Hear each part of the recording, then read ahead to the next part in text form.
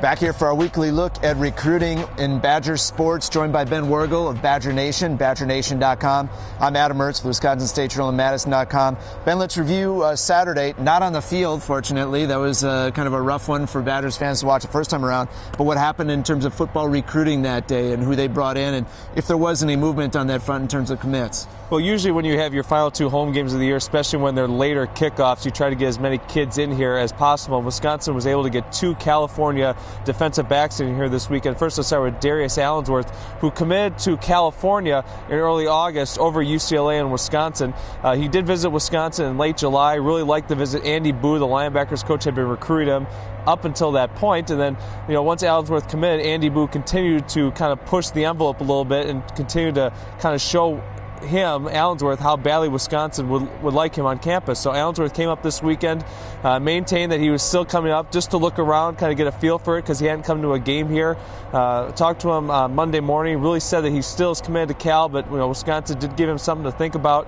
He's going to visit UCLA and he's going to visit Cal again, and he did tell me the only reason he wouldn't be at California next year if something would happen with the coaching staff, but obviously he was hosted by Penel Jean, and he hung out with Tyler Foreman, who the other official visitor was this weekend, a safety from the same area in California. Very talented kid, has a number of Big 12 offers. Very, very talented kid. It appears Wisconsin is still going after another defensive back. Marcus Ball is expected to be here for the Ohio State game. Marcus Ball, the younger brother of Ray Ball. He appears to be the top guy Wisconsin wants, but Tyler Foreman's a four-star kid. Darius Allensworth may, in the end, maybe he'll come here, but I really can see that Foreman's going to stay somewhere in his area, and I think Allensworth's going to stay with California. But a big kudos to Andy Boo for getting those two kids on campus, just to kind of give them something to think about as they go through their recruiting process. Andy Boo's been a pretty aggressive recruiter on a lot of fronts, hasn't he, since he got here this offseason? Yeah, without question. He has those West Coast connections, from his time at Stanford and Nevada, and he's recruited all sorts of areas. Wisconsin has made a presence in Hawaii, of all places, because Andy Boo has kind of recruited out there. They offered one kid. They're looking at some other kids for the junior class. So with such a smaller class, they can really afford to go in different places, kind of start developing those relationships, because this class is only going to be in that 14-15 range. And next year, when you have a class in the 20s, Wisconsin's going to need to find more kids and find more talented kids, hopefully, to kind of prevent maybe a 6-3 season where we're at right now. So without question, Andy Boo is certainly kind of dialing up some connections. He hasn't really gotten his hands on one kid where you can say that was all Andy Boo, but he's certainly making progress.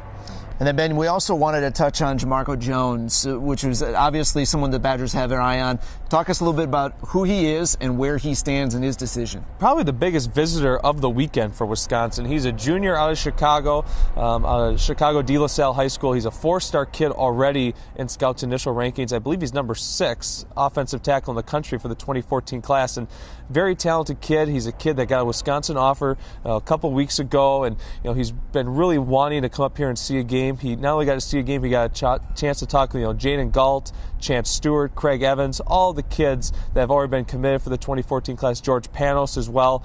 He tweeted about it throughout the game, how excited he was to kind of talk with these kids, see the Wisconsin experience, and even though the Badgers lost, still was raving about how he enjoyed his visit, enjoyed meeting the new players, meeting the coaching staff, seeing a really solid game in his eyes. He likes those kind of grind him out games.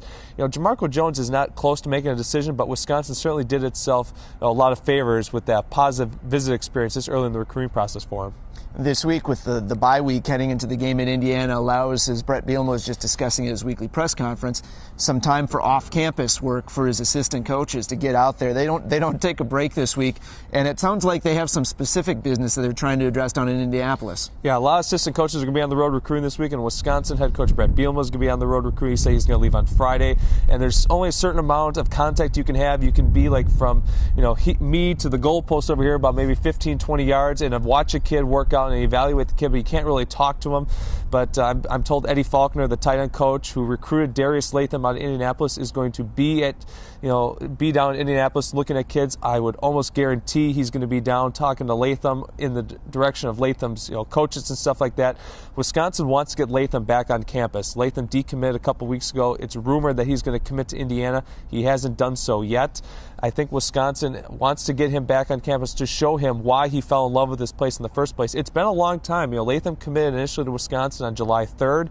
He visited before then. He hasn't visited since. So that's a long time. And, obviously when you're looking at other schools, you kind of lose focus on what the other school had or what some of the other schools had. So, Wisconsin feels they can get Latham back on campus on an official visit to show him what this campus is, what it's all about, kind of remind him why he committed to Wisconsin in the first place. They feel very fortunate that maybe they can get him to kind of change his mind and come back to Wisconsin. Still, it's going to be a hard job to sell.